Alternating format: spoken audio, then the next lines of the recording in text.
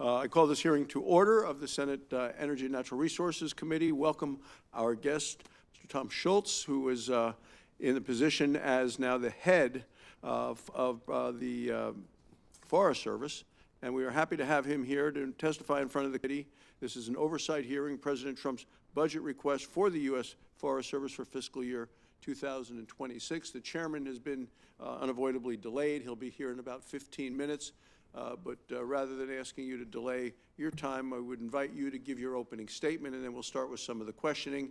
And when the chairman arrives, he'll make his opening comments. So, welcome to the committee. Howdy. Thank you, Senator Barrasso, members of the committee. We don't have Ranking Member Heinrich here. Thank you for inviting me to testify today. I want to begin by remembering the tragic loss of the 2 firefighters in Idaho who were ambushed and killed by gunfire on June 29th when they showed up to suppress a fire on Forest Service lands. Our heartfelt condolences go out to Kootenai County and the Coeur d'Alene firefighters, first responders, family members, and the greater Coeur d'Alene community. The Forest Service manages 154 national forests and 20 grasslands, covering 193 million acres in 43 states and Puerto Rico. The Forest Service also works with communities, state, local, and tribal governments, forest industries, and private forest owners managing for multiple uses. The big picture is that America's forests provide timber, clean air and water, forage, and energy production. They support local economies through employment, trade, recreation, tourism, jobs, and livestock grazing. Recent analysis shows that in fiscal year 23, the Forest Service programs contributed approximately 390,000 jobs and $45 billion in gross domestic product. I'm grateful to serve as the 21st Chief of the Forest Service. I recognize I'm the first chief who did not come from or previously work within the agency, but I hope that you will see that as I do, it's a strength. I have over 27 years of land management experience and fire experience, and I'm a lifelong user of public lands. I've worked for the state agencies in Montana and Idaho. That's given me a perspective on the role of states in managing public trust lands and how that differs from the goals and objectives of managing federal lands. My experience in the private sector with Idaho Forest Group gave me a deep understanding of markets and the role that raw material availability, quality, and price play in being able to support a profitable forest products industry. The fiscal year 26 President's budget refocuses Forest Service efforts on active forest management, critical minerals permitting, recreation, and energy development, basically multiple use management, a back-to-basics approach. In addition, the budget request emphasizes efficient and effective fire management by consolidating the federal suppression response apparatus into the new U.S. Wildland Fire Service under the Department of Interior. The Forest Service was founded on and understands the utility of our national forests. The production of timber, lumber, paper, bioenergy, and other wood products is vital for the country's well-being. The President's Executive Order 14225, expansion of timber production, emphasizes the importance of timber production and how forest management can support American lives and communities. The fiscal year 26 budget request supports this executive order by maintaining our ability to support the forest products industry and shifting the forest inventory analysis program to the National Forest System. This shift will better align the practical data needs for both public and private forest management. Livestock grazing on federal lands is integral to ranchers across the United States, especially in the West. Grazing is permitted on nearly 40% of the 193 million acres of National Forest System lands across 27 states. We administer permits for approximately 5,500 permittees, with 1.3 million acres authorized for cattle and another 800,000 AMs for sheep. Access to critical minerals is essential to contribute to a stable supply of energy for current and future generations while continuing to sustain long-term ecosystem health and productivity. National forests are a bountiful resource for minerals, and we work hard along with the BLM to manage leasable minerals from the National Forest System. We carry a fiduciary responsibility to the American public. We must steward tax dollars wisely, so we are examining how to best optimize our workforce and our expenditures to ensure that we are focused on field-based operations that are essential to meeting high-priority objectives. To this point, the 26 budget request reduces or eliminates some aspects of federal funding from the Forest Service budget to ensure stewardship of the taxpayer dollars and to better balance the appropriate roles of the federal and the state governments.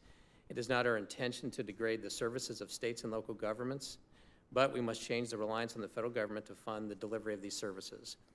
In alignment with restoring a federalist approach, we encourage increasing state authority to fund management of state and privately owned forests, community preparedness, and public risk mitigation activities. Communities across the country depend on national forests and grasslands. I work tirelessly to support those communities by partnering to actively manage the National Forest System for multiple uses. We maintain our commitment to strengthening relationships with industries, ranching families, the mining industry, communities, conservation groups, to deliver on multiple use mission as it has been for more than 100 years. Thank you for inviting me to be here today, and I look forward to your ongoing support, and I'll be glad to answer any of your questions. Well, thanks so much for your thoughtful testimony, and I want to welcome you here this morning. We really haven't had an opportunity to meet. I've read your bio. I look forward to working with you in the next few years. Congratulations on this important appointment, and incredibly important for Wyoming. And I appreciate your willingness to join us in Wyoming at the Wyoming Stock Growers later this month in Cody, Wyoming. And I'm glad that you'll be meeting with our livestock producers and learning how you can help strengthen the management of our national forest with effective livestock grazing. I also want to congratulate you and thank you for working with Secretary of Agriculture Rollins, your work on rescinding the Roadless rule a few weeks ago. That rule, to me, was outdated. It was outdated policy that has hindered forest management in Wyoming for years. This is going to restore vital forest health. It's going to help reduce wildfire risk across the country and help to boost responsible timber production. So thank you for your leadership there.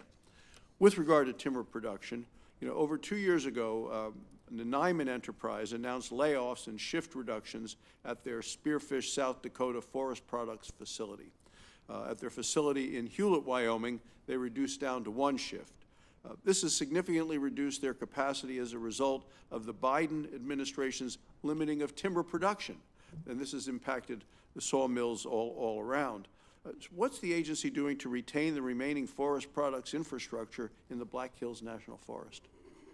Senator, thank you for that question. We've been working very closely with the Nymans and the industry up there to understand the issues and move forward. So there's 3 specific things that we've done. We've identified staff that we've transferred to the Black Hills, actually from Washington State, to help assist in preparing sales. We've increased funding for them in the short term to help address some of the shortfalls in funding. They've had to do more work. The other piece is we're collaborating with not only the industry, but some NGOs in the area, Wild Turkey Federation, Mill Deer Foundation, and also with the state of Wyoming under the GNA program to increase predictability of the program for the Black Hills. So those are the 3 things we're doing: staffing, funding, and collaborating with those entities to ensure that we have the right plan in place. Thank you. And then you're helping with the local communities as well. So Yes, sir. Thank you. Thank you. In terms of, you said we must steward tax dollars wisely. I appreciate that. We've had a number of fairly significant fires in Wyoming. Last year, the House Draw Fire, Johnson County, 175,000 acres. The Elk Fire, 98,000 acres. Rural communities in the West are bracing again for this year. And of course, resources are spread thin. Federal and state agencies, I believe, must work together. So can you talk about how the Forest Service is engaging state, local, and private partners to ensure we can effectively respond to wildfires? Yes, sir. Senator, so first of all, the National Association of State Foresters represents those state interests in many cases. We've had ongoing dialogue throughout the year with them, and going into the fire season, we increased that dialogue. We've had preseason meetings with all of our cooperators, both at the local government level, the volunteers, and the state. So those meetings have been accomplished. The big thing, though, this year, operating agreements are already all in place for all the states so that when issues come up in terms of who is going to pay the cost of fighting the fire, those questions are not going to be in front of us. That's all been agreed to already. So in terms of that will not impact any tactics or strategies in fighting fire with some concern of who's going to pay for those fires. So those are things that we've done pre-season to ensure that we are prepared and working with our partners. In this committee over the years, we talk about how many millions of acres of our national forests are at high or very high risk of wildfire. I think it's about 63 million acres right now. In fiscal year 2024, the U.S. Forest Service treated only about 4 million acres of our national forests. I think it's imperative that the U.S. Forest Service start planning on how they're going to treat all these high-risk areas within our national forest system. You inherited the prior administration's budget deficit as well. Can you talk about how you plan to lead the agency to catch up from the last 4 years in forest management? Yes, sir. Thanks for that question. So I think the big thing is relying on partners. If you recall, there was a disaster bill passed at the end of the year last year. There was about $75 million that Sierra Pacific is putting that money to use on federal lands to create fuel breaks. So we're going to be looking at other partnerships, whether that's with NGOs, whether it's directly with industry, but helping us to manage the national forest system to increase the pace and scale of what we're doing. So that's a big part of our strategy. It's also going to be relying on states to do that. And my final question, Mr. Chairman, thanks so much for your indulgence. Just last week, the U.S. Department of Agriculture announced it'll be revising the NEPA regulations, the National Environmental Policy Act. So I commend you and Secretary Rollins for your efforts to reduce unnecessary red tape and to streamline the projects. As you're well aware, the Forest Service is required to update and develop land management plans to guide management of our national forests. I understand the U.S. Forest Service has been conducting public and stakeholder meetings, so Wyoming's voice will be heard. Currently, Wyoming, the Bridger-Teton National Forest, and the Black Hills National Forest are undergoing their forest plan revision process. Can you please give us an update on your timelines for these forest plans? Yes, sir. Thanks for the question. So the Black Hills plan was started in 2001. The Phase 1 assessment is complete, and we expect to have the full plan completed in 2027. So there's ongoing public involvement there. On the Bridger-Teton plan, that was started in 2024. The draft assessment is out currently today for public review. That public review will end in August of 25, and we expect that entire process should take 2 to 3 years to complete that process. Thank you, Mr. Chairman. Thank you so much, Senator Barrasso. Senator Wyden. Thank you very much, Mr. Chairman. Mr. Schultz, the lack of emergency preparedness, whether it's in Texas Hill Country or public lands in Oregon, can cost lives. Just recently, fire officials in Southern Oregon told me they were coming up dangerously short in emergency preparedness.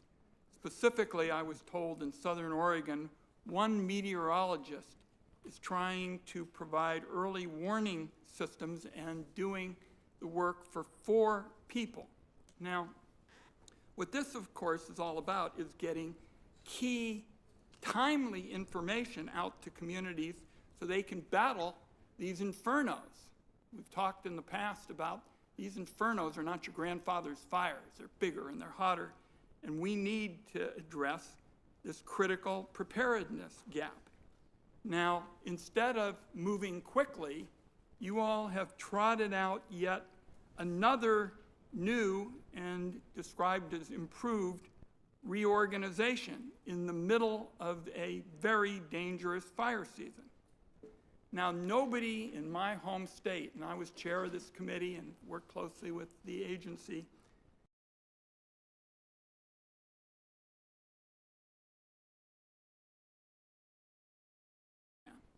so here's my question. What is this new plan going to accomplish for preparedness in my home state this fire season? That's what I was asked about. What can be done this fire season, and how is this new organizational plan going to get real help to people quickly? Senator Wyden, thank you for the question. So this fire season, we do not intend to implement any changes in the structure of the fire program. Nothing is going to take place this fire season.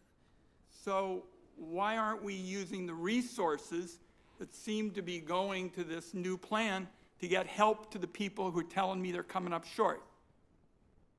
Why wouldn't we get that help out to them quickly? So just in terms of resources this year, so here's where we're at today. So our max staffing that we typically hire for firefighters, GS9 and below, is 11,300 firefighters. Today, we're at 11,250 roughly firefighters. So we are at about 99% of our hiring resources. So in terms of firefighting capacity, we're there. So we've not made any changes to our resource availability this year, whether it's aviation resources or... Why don't you get me in writing something that backs up your argument that there's been no reduction in resources? Because that's not what I was just told in Southern Oregon, where they're worried about getting urgently needed information. Now, along these lines, we've been told that the agency, and we're most of the way through the fiscal year, hasn't even treated half as many acres to reduce wildfire risk as were treated in the last year of the Biden administration. Why is that? So, sir, we actually have treated similar acres that we've done in previous years. And so this administration came in February. So in terms of basically treating acres, there's not been a major reduction in acres treated for the last year, for this year. So we will get to you those numbers because that is factually inaccurate. Okay. And let me tell you what concerns me about this net effect, because I've described to you the problems that we're seeing on the ground in Southern Oregon, where we're not getting the help in terms of stepping up to deal with emergencies. I mentioned the data that shows we're not doing as much timber production in line with natural resources laws as in the Biden administration. And it seems to me what y'all are doing is making a case that somehow this mismanagement is a case for selling off our public lands. And I want you to know that I am going to fight that argument every step of the way, because we heard loud and clear that when the administration advanced their arguments just recently for selling off public lands, the American people said, no way. Not a close call, no way. And I'm not going to allow the mismanagement and the lack of really using resources effectively, as I've just described in my state, become an argument that somehow this mismanagement is a case for selling off our public lands. Thank you, Mr. Chairman. Thank you, Senator Wyden. Chief Schultz, I was thrilled by the announcement made by Secretary Rollins about the rescission of the 2001 Roadless Rule. The Roadless Rule prohibits, as the name implies, road construction, and it also prohibits effectively timber harvesting on nearly 59 million acres of National Forest System lands, including 60% of the Forest Service land in Utah. By the way, that 59 million acres represents nearly 10% of the total federal land footprint. This is a significant amount of land. Now, while the intent of the original Roadless Rule may well have been to preserve the environment, in practical effect, in many ways, it's done the opposite of that. The practical effect of it has been environmental disaster. It's been devastating to forest health and to wildfire mitigation efforts. It's also added to the demise of our domestic timber industry. Last year, I asked your predecessor, a person who held this job in the previous administration, if the Roadless Rule had helped or hindered wildfire mitigation efforts. And he said, quote, "I don't think it was designed to help wildfire mitigation." Certainly a true statement, and vastly understated in my opinion. But would you say that the Roadless Rule has helped or hindered wildfire mitigation efforts over the last 2 decades? Senator Lee, I would say the Roadless Rule, and what we see in terms of the data sets, there's about 24.5 million acres of roadless areas that are within the wildland-urban interface or within 1 mile of the wildland-urban interface. So by not being able to have areas that we can go into and manage or be able to put the fires out, that is a problem. So it doesn't help for sure, and it definitely hinders. And what you'll find out too is that many roadless areas are in fact roaded. So sometimes it's a misnomer. I was in Montana last week on the Helena, Lewis, and Clark Forest. There's a lot of roaded, roadless, same thing on the Lolo Forest. So to suggest that roadless areas are truly always roadless, that is not the case. In many cases, historically, we're roaded. No, I get that, but that's not the point. The point is just whether it's helped or hindered. It's not helped. Good. Now, so what does the rescission of the Roadless Rule mean then for land management, for timber harvesting, and for wildfire mitigation on Forest Service land going forward? What does that look like? Chairman, so the rescission, what that will look like is we will begin this fall, we will have a rulemaking process that we will go through that process to repeal the rule officially. There are 2 states that we will not be repealing the rule. That's Idaho and Colorado that have their own unique roadless rules, so those rules will not be impacted. But we will repeal the rule through a rulemaking process. We'll have public input in that process. And then ultimately, we would have to amend forest plans to adopt that strategy in those forest plans. But that's what we started this fall. Thank you. Well, I'd like to discuss briefly the revisions to the Manti-LaSalle National Forest Management Plan. The 2023 draft of that plan included 122,780 acres of recommended wilderness areas.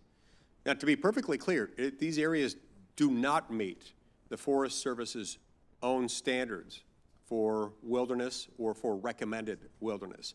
The recommendations also appear to conflict with the Utah Wilderness Act of 1984, which designated wilderness areas in exchange for the assurance of no future Utah wilderness designations. That agreement was seemingly ignored by the Biden administration. Will you commit to working with the state and with local cooperating agencies to reevaluate and remove these recommended wilderness areas before the final land management plan is complete? So, sir, yes, we have received those comments from the state. They're being reviewed right now. We will definitely be working with the state in that review of that process and reconsidering those recommendations in the draft. Thank you, and I hope you'll reach out to me as you do that in any way I can be helpful. I'd love to be kept apprised of that. Now, timber harvesting is a critical component of responsible forest management.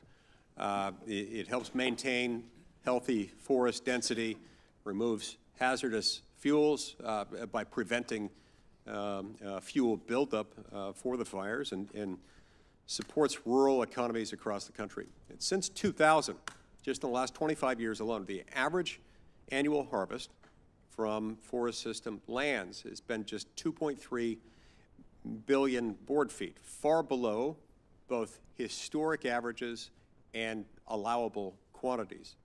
Now, just last week, we took a huge step in the right direction by enacting new timber harvesting provisions in the big, beautiful bill passed by Congress and signed into law by President Trump to help restore our forests and revitalize the domestic timber industry. What do you see as the biggest remaining barriers to increasing timber production on federal lands, you know, now that this bill has been passed? And how do we cut through red tape and provide a degree of certainty for our timber and our sawmill industries? Mr. Chairman, I think you hit a lot of the good points. The biggest thing that the sawmills are looking for is certainty and predictability, right? So the biggest things the Forest Service needs to do what they say they're going to do. So when you talk about, you know, our sustainable supply and what we're doing, if we deliver what we're saying we're going to do, that's what the industry is looking for. In terms of barriers that are out there, we know litigations are barriers. But in terms of funding things, we're looking at other ways. You mentioned the long-term contracts that are identified in the reconciliation bill. That's something we will be looking at. We actually just signed an agreement with the state of Montana just last week to do a 20-year agreement where the state would come in and assist in managing federal lands. And that's something that we actually have some initial discussions with Utah to look at that, and other states in the West as well. So we see that being an opportunity where the states can kind of step in and help us in managing those resources on a go-forward basis. So that's it. I mean, we're looking at other mechanisms for contracting. We're looking at working with partners on a go-forward basis. Litigation is something, and I know there are provisions and other statutes and laws you are looking at right now to help with some of that. We've talked about the Cottonwood decision many times, but that is one that is out there that still creates some hurdles for us, the litigation piece. Thank you very much. Senator Padilla. Thank you, Mr. Chair. Mr. Schultz, welcome. As you know, the Forest Service plays a critical role in wildfire response, not just programs to prevent or mitigate the impact of fires, but to respond to them when they happen. However, under the current administration, we've seen a dangerous reduction in the capabilities and capacity of the Forest Service to respond to wildfires. Through both the Deferred Resignation Program and the Voluntary Early Retirement Authority, the Forest Service has lost more than 5,000 employees, about 1,400 of whom had red cards, and you know the significance of red cards. So I'm concerned that this represents a significant reduction in capability and capacity and poses a serious danger to communities, not just in California, elsewhere in the West and across the country. These staffing reductions, coupled with the President diverting National Guard units in California to mean that those resources are no longer available to support our wildfire response capacity. It's not just irresponsible, it's dangerous. That's me talking. I want to hear from you. Chief, I know that since the reductions, the agency has invited those who resigned to restatus themselves for fire season. Can you share with the committee how many have actually taken the agency up on the offer to restatus?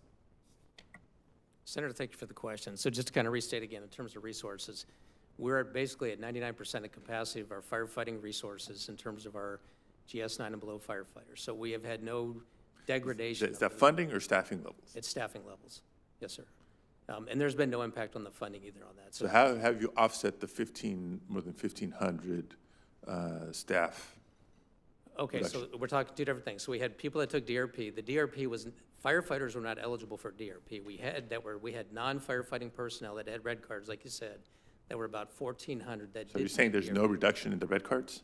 No, what I'm saying is that the firefighters that are classified as firefighters were not eligible for DRP, so none of them took DRP. We had other staff that were non-fire personnel that do have red cards, and we had, like you mentioned, we had about, I think we had 4,000 took DRP and another 1,000 that retired outside of DRP, and there was about 1,400 that did have red cards. So those are the folks that you're referring to. We don't have numbers yet. They've just been kind of coming back on in the last couple of weeks. And as we get those numbers, we can get them to you. But we have reached out, as you indicated, to those 1,400 and allowed for them to come back. And not just allow, but encourage them to come back. We have a process for them to come back and support us this year through the end of September. Yeah, well, I'm going to eagerly await those numbers and regular reports and updates because red cards are significant. Even those that are not firefighters serve in critical roles that support the firefighting activity. So I'm going to be looking for that data and those further assurances and commitment on your part because we're just now entering peak fire season in California and throughout the West. I want to get back to the topic of partnerships. You mentioned it earlier in the hearing. I know Senator Barrasso emphasized this earlier in the hearing. The Forest Service's state and private forestry programs, including state fire assistance, the volunteer fire assistance, and the broader state, private, and tribal forestry initiatives provide crucial financial and technical support to state and local fire departments for wildfire prevention, as well as detection and suppression. These programs are essential for building and maximizing the capacity in fire-adapted communities and ensuring the safety of first responders during wildfires. What is the status of FY25 funding for these programs? Are you aware? And I guess alongside with that, what's your confidence level in getting the funding out by the August 15th deadline? Sure. Thank you, sir. So, Senator, the fiscal year 25, we're still working with OMB on that request. So we're looking to finalize that here probably within the next couple of weeks. Look, that worries me. I don't mean to cut you off. Yes. The deadline to get this out is August 15th. We're a month out, and you're still finalizing the numbers? So Q4 numbers for 25 are still being finalized for some of those programs. Yes, sir. That should be a big red flag for all of us. Let me make one other important point as my time is running out. From past fires in California, including Santa Rosa, years ago, Los Angeles more recently, these are the types of programs that we should be supporting. I asked you about the FY25 numbers. Do you know what the FY26 numbers? My understanding is the president's proposed budget zeroes out this program. How does that make any sense? So, Senator, I think what the intent of that program in 26 is to transfer that responsibility to the states. That's the intent of that, and that giving the states some heads up that that's coming. Look, as every state that I'm aware of is having a tougher budget picture to face. The threat of fires is real. The threat of fires is growing. How does it make sense for the federal government to zero out these programs that you said are so critical? Sir, we would still be partnering with the states in dialogue and discussions, but the transfer. But you're zeroing out the resources. How does that make any sense? That's correct. Well, it's sharing that responsibility and pushing that to the states. You're pushing it to the states that have less resources to work with. How does that make any sense? In a sense, it makes sense because it's putting that responsibility on the states to make those decisions locally. Look, it may be residents of California or Utah or other states in between. These are all Americans. Communities in the United States of America that are at increased risk because of the actions of this administration, which contradict the supposed goals and objectives. Thank you, Mr. Chair. Thank you. Senator Daines. Mr. Chairman, thank you. If I might just comment on the state's role, and thank you, Chief Schultz, for being here. If you take a look at the landscapes across Montana and look at federal lands versus state lands, I can tell you the state's doing a much, much better job in terms of stewardship of public lands than the federal government. And I appreciate the efforts you're doing to work with the states as you are doing. I know the Idaho delegation, Chief Schultz, likes to claim you. but I want to remind the committee here that before you were in Idaho, you were a Montanan, and it was good to see you here. You understand the West, and I appreciate that. I want to acknowledge the work the Forest Service firefighters are doing currently across the country. This fire season is expected to be another challenging year for you and your team. Congress must do more to ensure the Forest Service has the tools needed to not only fight the fires, but to prevent them in the first place. And we can do this by increasing better forest management activities, decreasing litigation that's holding up projects. Chief Schultz, on the 4th of July, President Trump signed into law the One Big Beautiful Bill, and with it is an extremely important provision for forest health. As you know, the new law requires the Forest Service to nearly double annual timber sales by 2034. That would put Montana at approximately 250 million board feet and about 5 billion board feet nationally. These numbers are more in line with our forest plans and will lead to stronger rural communities, better forest health, and reduced wildfire risk. Chief Schultz, will you prioritize the implementation of this provision in the One Big Beautiful Bill? Senator, thanks for the question. Yes, we will be doing that. We know that those provisions are there. I think the increase is 250 million board feet nationally, year over year, for the next 10 years, and we will be doing that. Yes, sir. Thank you. You brought up the Cottonwood decision in one of your responses. I have the bill that will fix that disastrous Ninth Circuit Cottonwood decision. It's crucial in preventing some of the litigation that is stopping wildfire mitigation work, and fixing it will be necessary for you to fully implement the new provisions that are found in the Big Beautiful Bill. In Montana alone, there are 367 million board feet of timber projects tied up in litigation. This means less work done on the ground before fire season starts in Montana, an increased risk of catastrophic wildfires for our communities. And by the way, many think about Montana as being, their beautiful rivers, our fishing, which we're all a part of. We are a semi-arid state. Think about this city here, Washington, D.C. gets 39 inches of rain, more than Seattle gets, by the way, by a little bit. My hometown of Bozeman, 16 inches of rain. So it's a precious commodity water is. It's also why we've got to be smarter and better in managing our forests because of the semi-arid climate of which I get to call home, which I'm very thankful for. There are increased costs as the Forest Service must spend additional staff time responding to litigation and time trying to make these projects bulletproof rather than advancing other work. In fact, during a recent hearing, Associate Chief Chris French said the Forest Service unit costs are double in regions with frequent anti-forestry litigation. Chief Schultz, will you commit to working with me and this committee to get a legislative fix done so that the Forest Service can focus on getting fire mitigations completed rather than fighting endless litigation? Senator Daines, yes, we will do that. And incidentally, on that Ninth Circuit Cottonwood fix, this started off as a small band here of advocates wanting to address that issue. It's moved now to being very bipartisan. In fact, it came through unanimous consent in this committee last time we had it before in a markup. So I'm hoping we can get this done. Both sides of the aisle recognize the importance of fixing that Ninth Circuit decision and making the Ninth congruent with the rest of the nation.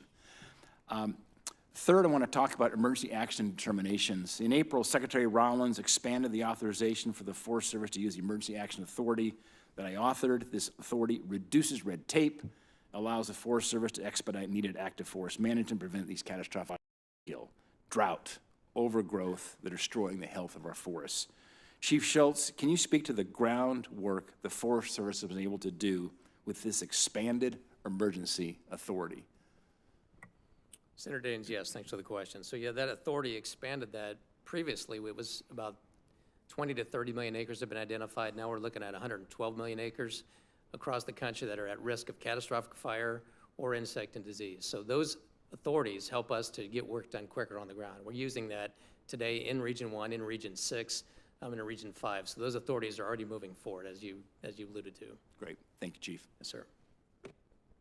Senator Heinrich.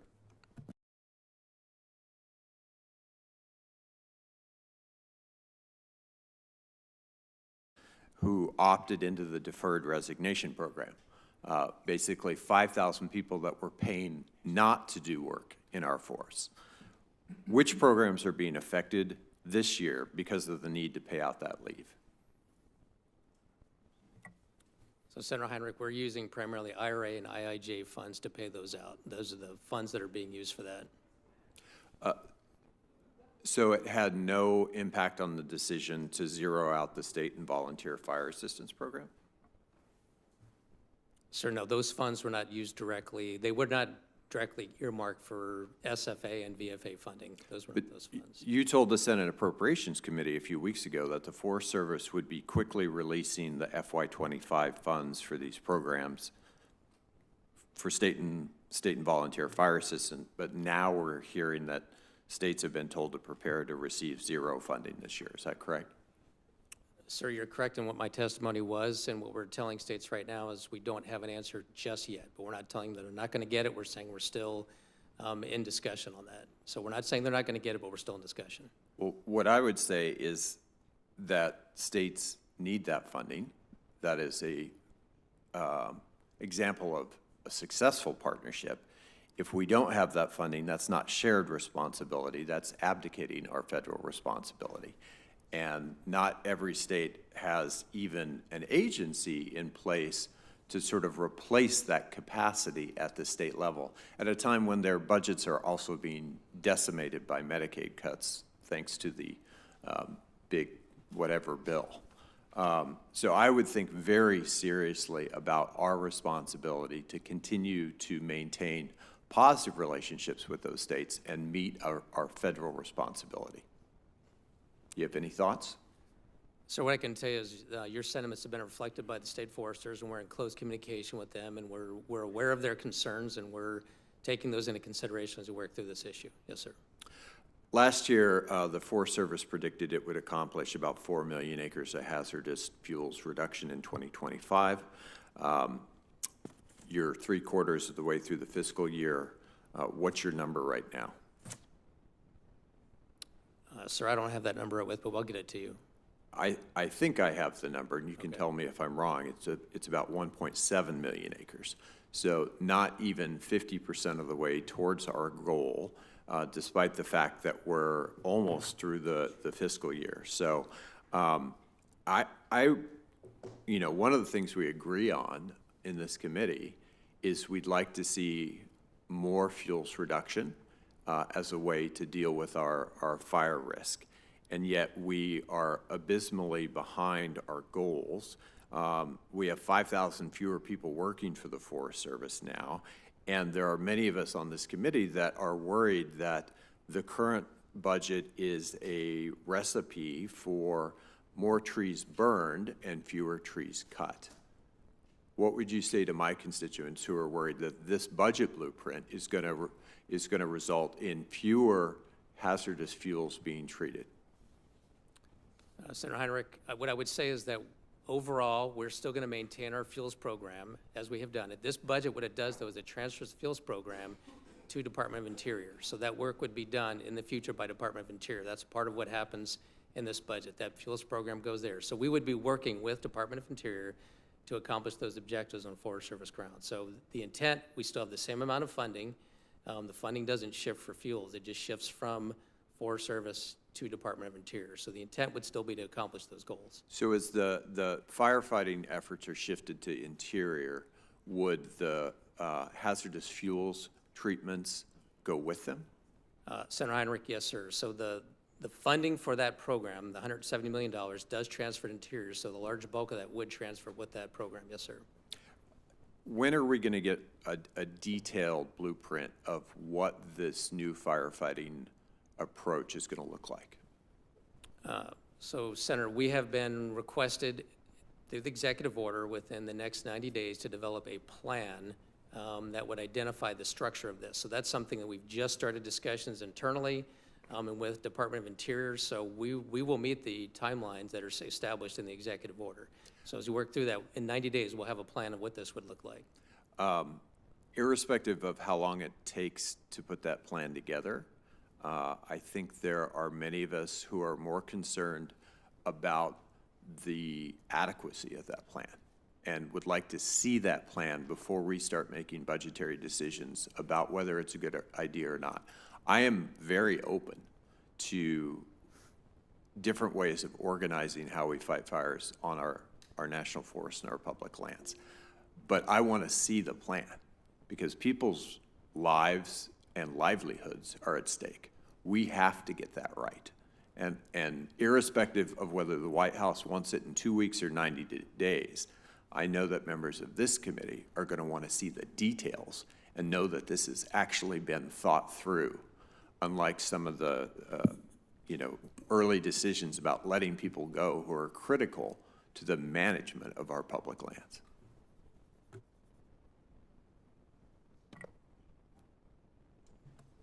Senator Risch. Thank you, Mr. Chairman. Tom, good to see you. Tom and I share a lot. My undergraduate was in forestry. Are you first? I'm very sorry. The chairman called on me. This doesn't happen in my committee. I'm so sorry. I've even got it on my card. Senator Cassidy. Oh, I'm glad. Sorry, Bill. Sorry.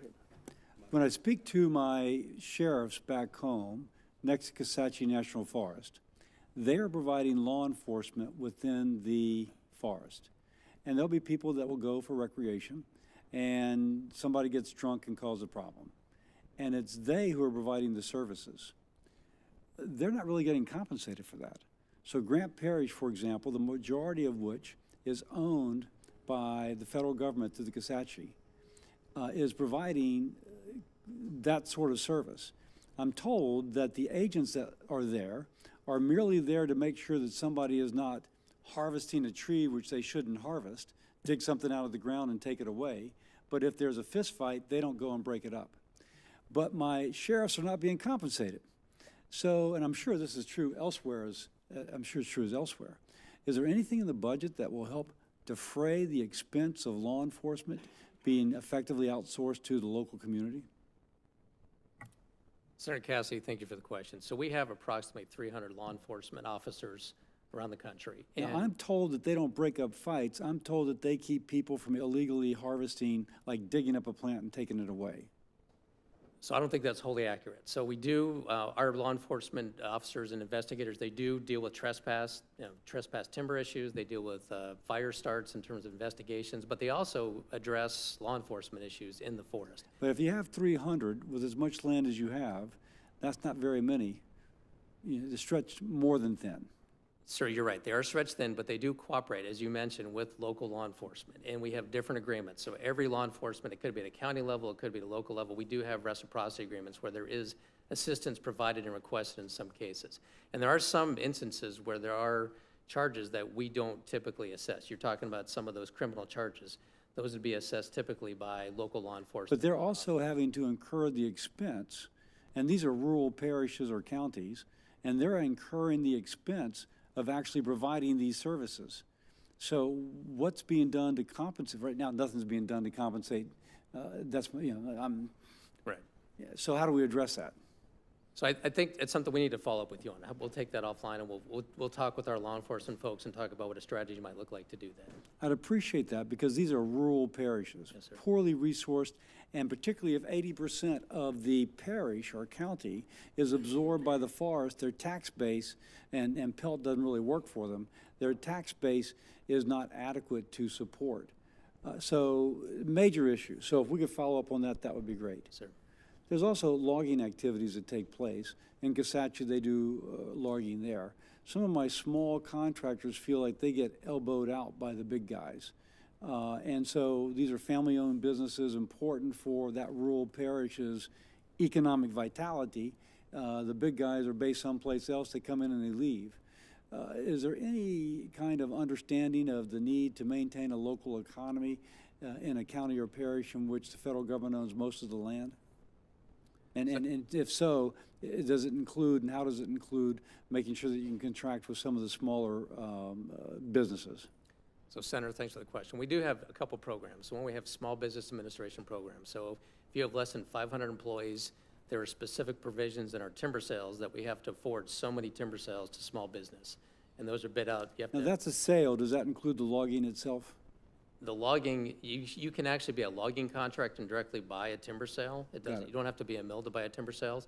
So that they would qualify as a small business. The other opportunity we have is we have provisions that allow us to direct sales to small companies or to just logging contractors at less than $10,000. There's provisions in some of the legislation being considered in FOFA that would change that and adjust that for inflation. So there's the ability to increase direct sales to small operators on small volumes and small values that they could buy those directly. And so there's a couple programs that we do have that would give some of those smaller operators a greater advantage in terms of buying some of that wood. So if some of my folks end up not being aware of this, then I may connect back with you to make sure that they are. Yes, sir. I'm almost out of time, and I'll yield. Thank you. Senator Cantwell. Mr. Chairman, first I want to thank you, Chief Schultz, for being here, and I want to take a moment with my colleague from Idaho to acknowledge the sacrifice and bravery of the firefighters in the Coeur d'Alene, Idaho area. And my condolences go out to their families and to this community. And so we want to remember these individuals and again, thank the firefighters all across the nation. Chief Schultz, the season is upon us. I think my staff probably has our most recent charts that show how bad our prediction is for this summer. You know, each month it gets more dramatic, and so the challenges that we face is we want to prepare, and I think as the nation sees practically 24/7 coverage of what natural disasters can do to a community, one of the best things that you can do is cache resources early, and that cache meaning C-A-C-H-E, cache them early so that they're close to the proximity of where they need to be. And that's always the best thing to do. And I do think, you know, people are probably asking questions why, if you thought you were going to have flood season in Texas, why didn't you have more resources there at an earlier time? But now we know this is the outlook for us. My colleague and I think our whole states will be covered in red. I don't know about you, but as I fly home every week, I see less and less snow on the Cascades, and I keep thinking, wow, this is really a challenge because you're just going to have drier and drier conditions. Okay, so where is the resource for the state? I think it's, you know, a budget that's already been approved. So why aren't we releasing the funds that go to the community so that they can best prepare for this fire season? Senator Campbell, thanks for the question. I think you're talking about the SFA and the VFA funding. We were talking about that previously. So we are evaluating that right now. We've had a lot of feedback from the state foresters. We're working with OMB on that question right now, looking at that issue. So we have not made a determination yet, but that's something that is being evaluated. So when do you expect that to go out? So we expect there probably to be determination in the next several weeks would be my expectation. Okay. But we don't, again, we can't commit that that's for sure going to go out yet. That's still under discussion. Well, we want to follow the normal process so that the Forest Service is working, you know, with others to get the resources into those communities and do the work that they need to do. Same question about LWCF. Why is that money being held up by OMB or others? So, Senator Cantwell, what we're looking at is just looking at the administration's priorities and looking at the 25 budget to make sure the work that we're doing is in alignment with the priorities of the administration. So that's something that's just being evaluated right now, and we're still looking at that. But if LWCF are projects submitted and approved by Congress, this committee played a key role in saying we want to fund these and let's move forward. Why is OMB now requiring, you know, a review of LWCF projects? Senator, I think it's just like I mentioned, we're looking at all those programs in the 25 budget, just looking at alignment with the priorities of the administration. What does that mean? That you're creating a different process than exists, that has been practiced for 50 or 60 years? I don't think it's that we're creating a new process. I think what we're saying is that just given the authorities in the CR, so I think the language we're looking at is that, so we're saying the president is acting within his authority for the full year continuing appropriations to revise spending within the amounts provided by Congress. I mean, I think that's what's being done. We're looking at that right now. Okay, and then on the roadless rule, you know, I love my colleague from Idaho. He probably doesn't want me to say that. Okay, I'll pretend I don't like you. How about that? I don't like you. But he did implement a roadless rule in his state, which he got the people together and he got it done. He made the right decisions. So, or he made a lot of decisions, okay? He made a lot of decisions. So that's the prerogative. Like, that was the way it worked. Like, a state could step up and do the work, or you could have somebody else tell you. In this case, he did the work. So are you aware that researchers found that approximately 88% of all wildfires are human-caused, and 95% of those fires are ignited within a half a mile of a road? And so one of the reasons why the roadless rule was good for some of these areas is because, no, we're not having roads all over the place, and we're not igniting fires all over the place. So do you have an assessment of the cost of rescinding the roadless rule when you might be building roads into pristine areas and causing more challenges? So, Senator, I think our bigger concern isn't building roads into pristine areas. It's that we've got 24.5 million acres of the roughly 60 million acres of roadless that is within either in the WUI or it's within a mile of the WUI. So that is our primary concern on this, is that we've got areas, and I mentioned this earlier in my testimony, that there is much roadless area that actually has roads in it. I was on the Helena, Lewis and Clark Forest last week. The Lolo Forest has roads. It's not uncommon that roadless areas do have roads. It just inhibits. No, the question is whether we want to continue that process. And I think what everybody wants is to not, we want to maintain our forests. We want to have recreational areas. We want to invest in the resources to have the public go enjoy those recreational areas. I personally don't want to sell public lands. So, but at the same time, you're saying, let's not build more roads in places we don't need to build more roads just because one or two people have a great idea that's what they want to go do. Let's set aside those areas that we think, no, really, we shouldn't be building roads there. That was the whole point of the roadless rule, is to make those decisions. And as I said, my colleague was successful at making those decisions and prioritizing that. And so now, if you're saying the wildland-urban interface is really an issue, yeah, I agree. The wildland-urban interface should be debated every day of the week now, because what we're finding is that we almost had literally a fire approach Spokane. I mean, there are people who are looking at and saying not where the next, fire like the Palisades or like Hawaii, but people are saying the next event is going to be something that goes all the way from the WUI to a major urban city and could cause that much damage, and that's what happened outside of Spokane last summer. So I think we're all in, but I think you and I will probably have to continue this dialogue about what's best to do to approach this issue. Thank you, Mr. Chairman. Thank you. Senator Risch. Oh, thank you, Mr. Chairman, and thank you to my friend from Washington. I would be remiss if I didn't acknowledge that that horrible situation we had with the firefighters being killed up. Firefighting is a really dangerous job to begin with. Then when you add to it this kind of thing, it's awful. And I'd be remiss if I didn't say thank you to Washington, which responded with literally hundreds of law enforcement people to address this situation. We're very thankful for that. Our heart goes out to the people up there. Tom, proud of you. You're the first Idahoan to be chief since Dale Bosworth was when I was governor of Idaho. Dale and I had graduated in the same class from the University of Idaho College of Forestry. That was a little before your time, probably, but Dale did a great job and helped me.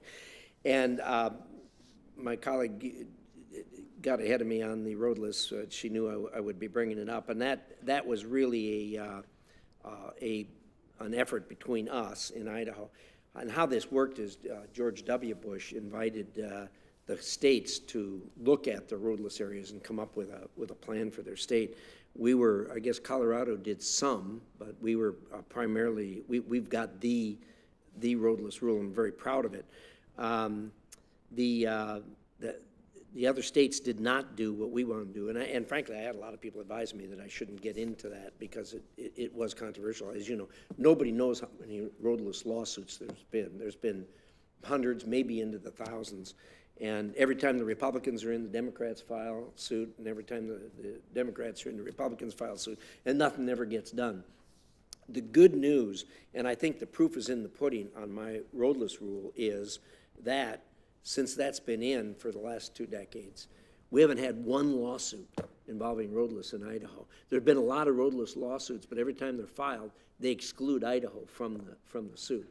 So, I mean, I think that's the lawsuits. It's a great deal for the lawyers, but it really wastes a lot of time and energy and everything else. The way I went about it was when the federal government suggested that we in the states have a look at it, they gave us no parameters of any kind. And the way I went about it was, I said, well, we're going to put together a committee that has that everybody's represented at. It's the loggers, it's the so industry is represented. It was the recreational users, which is not one bucket, as you know. The motorized recreational users are very different from the wilderness type recreational users. We brought all those people to the table and really took the millions of acres that we had in Idaho and broke them into various we had 5 different categories because, as you know, the roadless is, as you say, there's roadless that have roads in them, and they're all over the board. And they were the ones left over when they put all the wilderness groups, or all the wilderness lands into wilderness area. There were ones they couldn't reach an agreement on, and they set them aside saying these should be looked at. Well, nobody ever looked at them. But in any event, my pitch to you is that we are in the process of, and have been for a little while, because it has been so successful, looking at it, putting it in statute as opposed to just by rule, because over the last 2 decades, the Forest Service, not you, but the Forest Service, people in the Forest Service have taken a run at dismantling the Idaho roadless rule. The roadless properties, as you know, are managed by a committee that is appointed by the governor. So it's federal land, but we have very strict parameters on these 5 different themes that are there, and then this group manages it. And within there we have a number of small towns, as you suggested, Senator Cantwell. Interface is a real problem when you're coming to fire. So what the Roadless Committee in Idaho has done, they have focused on these areas and have done treatment plans around these towns so they can stop a fire as it goes through there. Because, as you know, one of these things get going at about 10 o'clock in the morning when the wind comes up. What you need is a pair of tennis shoes, because you got to stay away from the fire and not attack the fire. You can't control it. So on the other hand, if you have treated property, that is ones that have had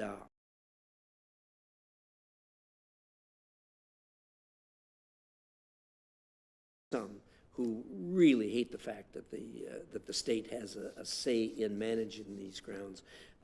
Not for those of us that have a lot of federal lands. This is not uncommon for us.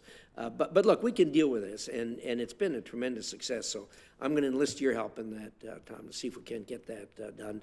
And I've always hoped that other states would take a hold of this. It was a collaborative effort.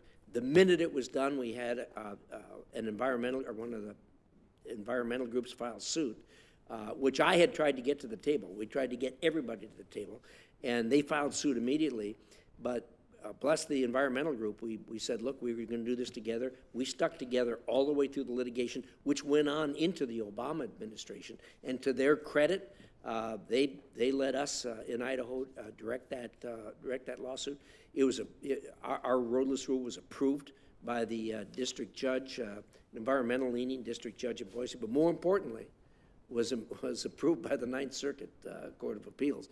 And then certiorari was turned down by the Supreme Court, so we got it. We got our rule. We got it in law, but we'd like to see it statutorily. So we've been working at it for some time, going to continue to do it. It's been a tremendous success. I highly recommend it for any state that doesn't have it. You can avoid all those lawsuits and actually do stuff with the ground that's in keeping with the various themes that we propose. I've talked long enough. Mr. Chairman, thank you for the floor. Thank you, Senator Cantwell, and those of you from states that have large federal holdings. I strongly recommend the approach that we did in Idaho. Tom, thank you for your service. Thanks for doing this. Thank you. Senator Hickenlooper, you're up next. Thank you, Mr. Chair. My colleague from Idaho, I appreciate all your work. I share a lot of that history with you. We worked on our roadless rule. I think it got finally enacted in 2012. I came in and got elected in 2010, so it took a big part of my first couple years to get everybody around that table and make sure that every single hunters and anglers and timber merchants, and you go down the list, everyone signed off on that roadless rule, and it was a remarkable achievement. I don't think it's been, to my knowledge, it's never been litigated since. We moved heaven and earth to make sure that everybody was at the table, because it did help. It doesn't solve the problem, and I mean, the problem writ large is that we have a lot of people in this country that want to live in the woods, and they want to experience wildlife and be closer to wildlife. And we see more and more people living in that wildland-urban interface. And I'm deeply concerned about our ability to keep them safe. And we're working on our Fix Our Forests Act. It's going to help accelerate the ability to allow thinning of forests, ecological thinning, so that we can make sure that the forests aren't so vulnerable. But the cuts that look like kind of come through your budget in terms of firefighters, sorry, really concerns me. And we have in our national forest in Colorado, we've got the maroon bells, we've got, well, I go down the list, Fish Creek Falls, a whole bunch of iconic views that people talk about and dream about and come visit. And as every year, we're really worried about when a wildfire gets out of control, how do we keep people safe? And not just the people that live in the wildland-urban interface, but it's visitors that don't know their way around and are going to get caught up in a place where they're going to have their entire summer disrupted or actually become in danger. So with the budget cuts, I guess my first question is, how are you going to keep Coloradans, but people from all across this country, safe? So, Senator, thanks for the question. The first response is that the budget, the 26 budget, does not reduce our firefighting resources or capacity. It transfers it from the Forest Service to Department of Interior to create this new Wildland Fire Service. But there is no reduction in the firefighting budget that is established. So there is no reduction in that case. What we have been talking about, though, is there are reductions on some of the state and private components. And that's maybe what you're alluding to, is the SFA, VFA piece. And that's the piece that, as I've testified previously, that would be shifting from the Forest Service paying for those costs or Interior to the states to cover those costs. Right. And well, I think what I see again and again throughout all the budgets we're seeing is more costs shifted from the federal government to states and local areas that are going through their own budget struggles right now. I also understand that we need to both streamline our permitting and all of our financial services to look at the wildlife crisis. In what other ways are you promoting resilience in terms of forest fires and those efforts? So, Senator, I think a big part of what we look at is, the suppression is just the back end of this. Ideally, what we want to do is be very active managers, and that's using prescribed fire, it's using mechanical thinning, it's using commercial timber sales. All of those are critical to making sure that we create resilience and protect communities. One of the big things I mentioned earlier that Congress did back in December is you all passed a disaster supplemental, and there was funding in there for Sierra Pacific to actually do fuel breaks on federal lands, on Forest Service lands in California and Oregon. So to me, those are some of the innovative approaches that we're looking at. We can partner with industry and partner with the states. We just signed an agreement with the state of Montana. We're actually having discussions with the state of Colorado right now, looking at a similar type arrangement where the state could come in and assist in managing some of the federal lands in a broader way. We've also had discussions about even on recreation and how the state can assist in managing recreation. Pikes Peak, for instance, is an area that the state has expressed interest in managing that site. So we are looking very much from a perspective of cooperating with the states to look at how we can address some of these issues. Appreciate that. Your budget also proposes a land transfer initiative to right-size the federal land. Coloradans, and I can't tell you how many tens of thousands of notices we have, do not want public lands put up for sale, certainly not in any scale. I think we're okay and recognized in certain small areas, isolated circumstances, maybe for workforce housing or something like that in a small mountain community. But I think county commissioners, town councils, mayors, Republicans, Democrats, all called us, wrote us, said, do not sell our public lands at scale. It's certainly not to try and reduce the deficit. So hopeful that you'll listen to local governments and public citizens to recognize that that's not a constructive direction to take the Forest Service. So, Senator, one of the things, I think you alluded to this, there's been a big focus on housing. The administration has looked at this issue and is concerned that as communities want to grow and they're surrounded by federal lands, there's limiting opportunities. So the Forest Service is looking at this issue. We did a 99-year lease on the White River Forest. That is an existing administrative site that is going to be leased for housing. And we're looking at opportunities in Oregon and in Idaho as well. So where we have tracts, we have authority to sell 40 acres right now. It's the Small Tract Act. But we also are looking at other ways to dispose, and those can be long-term leases where we can encourage where communities want to expand ski resorts, for instance, right, where there's not enough housing for employees, where there are current administrative sites. We're not talking about going into the backcountry. We're talking about we have admin sites that are in areas where they're eroded and those kind of things, where you can take those sites and maybe make affordable housing.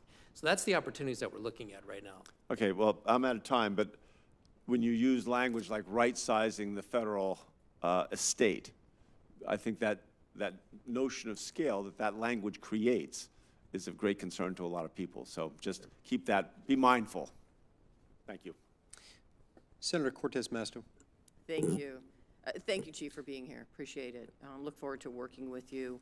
So can I ask, as we're talking about the combination of the U.S. Forest Service firefighting crew along with the Interior and this new bureau and this combination of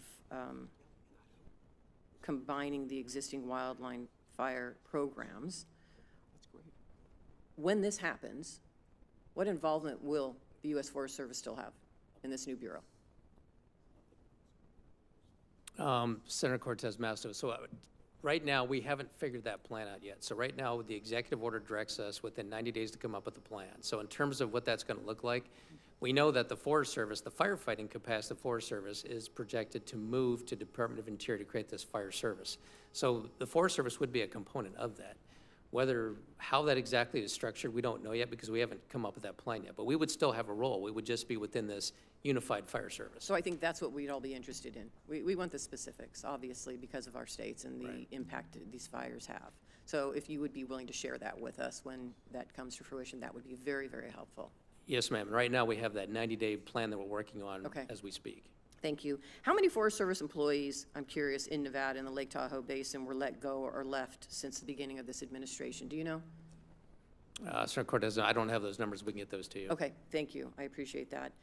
And then we all have talked about this. We know the Forest Service has long struggled to recruit and retain wildland firefighters. But I'm curious. I was upset to learn that the Trump administration scrapped the Women in Wildfire Boot Camps program because the administration deemed them unnecessary DEI initiatives. Now, these were programs that were offered to women to learn the basics of wildland firefighting over a 2-week course. So please explain to me why, when we need wildland firefighters, we're scrapping programs that provide training to both men and women to be in this fight to help us address these fires that are happening across the West all the time now, longer hotter seasons, and we need firefighters. Why was that program scrapped? So Senator Cortez Masto, what we've done is we've looked at all of our contracts, everything that we've got. We've looked at that, the departments looked at those, and our assistants from the DOJ folks looked at those as well. So when we're looking at those types of issues, we're looking at, we have training for all firefighters, not just women. So instead of just focusing solely on women, we look at what opportunities for training do we have. We have numerous opportunities to train firefighters, not just focusing on women. So I think that was the thought behind that, is that there's still ample opportunities for all firefighters to be trained without just singling out solely women in that case. Right, but this wasn't really singling out women. This is providing programs to train firefighters, whether they are women or men. Who cares? What if there's a program that just trains men? What's the big deal? As long as we're training wildland firefighters, whether it's a man or a woman, those programs should be supported. We need all hands on deck in the West during these fire seasons, so why pick and choose? Well, I would agree with you. We need all hands on deck, and I think we're looking at training that provides opportunities for everybody to have all hands on deck. I think that's the response. All right, well, I disagree, and I think it's just it's a poor use of the administration's discretion. Let me ask you this. The Ruby Mountains in northern Nevada is one of my state's most cherished places. It's loved by hunters, outdoor enthusiasts, recreationist tribes, local community leaders. I can't explain it enough. And for many years, all of us, and it goes back to what you've heard in the West, all of the stakeholders, everybody in my state coming together, I don't care what party you are, it's everybody coming together to protect the Ruby Mountains from spurious oil and gas activity that took place there a few years ago in 2017. This committee previously approved my bill, the Ruby Mountains Protection Act, to permanently prohibit oil and gas development there following a 2019 finding by the Forest Service that no leasing should occur there due to the very low potential to develop oil and gas resources in the area and the substantive public opposition. The Biden administration announced it was initiating a 20-year administrative withdrawal process to protect the Ruby Mountain area from oil and gas leasing. However, this administration, the Trump administration, reversed these protections for the Rubies. And the only formal notification I received of this reversal was by reading a USDA press release. And it stated, the agency also canceled 2 mineral leasing withdrawals on Forest Service land that will help boost production of critical minerals, which I was told pertained to the Ruby Mountains in Nevada and another proposed withdrawal in New Mexico. So let me just be clear. Nevadans don't want drilling in the Ruby Mountains. So I'm curious, what production of critical minerals does the Forest Service expect to develop in the Ruby Mountains? So Senator Cortez Masto, first of all, on future communications, I will communicate with you directly. Thank you. On the issue of what we would expect, so typically what happens with leasing of minerals, the Forest Service isn't out there trying to basically promote a certain activity or not, but it would be made available if someone deemed that there was a resource there that would be available for leasing. And I think that was the intent of this action. But that's already been done, and that's my point. It seems like everything that's been done in the past, including the speculative leasing that has been denied in the past, is being ignored because it was done under a previous administration. It makes no sense. We're wasting the resources of your men and women that work for you, as well as in the interior, because this administration thinks that they've got to start from scratch when they should be actually looking what has happened in the past and not waste everybody's time. So I'm curious, along with the critical minerals, what does this administration have plans to do to open Ruby Mountains for oil and gas drilling? Because now you're telling me that you're willing to do that as well, even though we've already gone through this process. This is Groundhog's Day. I mean, literally, we're repeating this over again. So what is going on? Senator Cortez Masto, I think there's nothing going on other than we want to make these lands available to be leased. But they already were available, and your administration said, no, there is no oil and gas available here. It's low potential, and the community doesn't want it. Why would you start this process over again? Why can't you learn from what was happening in the past? Was there some problem there? Something that we're not aware of? It would help my constituents in Nevada understand why this administration wants to repeat the past. I think the short answer, Senator, is just that we want to make it available. So if there is an interest, that we can evaluate that. It doesn't mean it would automatically be leased. They have to demonstrate. I appreciate, Chief, and I'm not going to belabor this. Listen, I appreciate this, and I'm going over my time, and I thank you for the indulgence. I look forward to working with you and talking to you about this. Thank you. Thank you so much. Chief Schultz, thank you for being here today. This has been enlightening and informative, just as your service thus far has been encouraging. And some of these issues that we've discussed, it's just a reminder of the fact that the states and tribes are incredible partners. They're indispensable parties, really, in that they're the ones on the ground, living in communities that depend on these forests, that are right next to them, whose lives are inextricably intertwined with the lands in question. So I want to thank you, Chief, for giving the states more authority, more involvement, and more of an ability to set a course for the proper management of these lands, particularly in the ways that affect states and localities. I know that Utah is really looking forward to working with you to expand these partnerships, and I know my state is not alone in that. As we wrap up, I'll remind members that members may submit questions for the record until 6 p.m. tonight, and then they'll have until 6 p.m. 1 week from today in order to submit any statements that they want to be included in the record. Anything else? With that, we stand adjourned.